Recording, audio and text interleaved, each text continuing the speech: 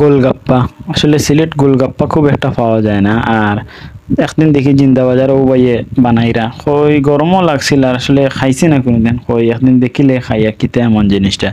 ও খান্দাত খাড়াইয়া কই তোরা ভিডিও করাইলে, তো দেখলাম আসলে বরফের হতা জুড়ি করে একটা কাপড় লোয়া পরে খাটি একটা দোয়া দিলা, এরপরে আরম্ভ করলা তাইন তান মশলা পাতি মিশানে। মানে আমি বুঝলাম না, চিনিও দিল তুড়া, লবণও দিল তুড়া, এর বাদে মরিচ খাটিয়ে দিল, আর এর বাদে যে তার আরম্ভ হইলো কিতা কিতি মিশানি।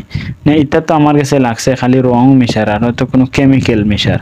তো যাই হোক দেখলাম খুব তিন চার কালারে, আর আর মানে বহুত জিনিস দিল, বিট লবণও দিল, এরপরে পুদিনা পাতাও আছিল, সব মিলিয়ে আর কি।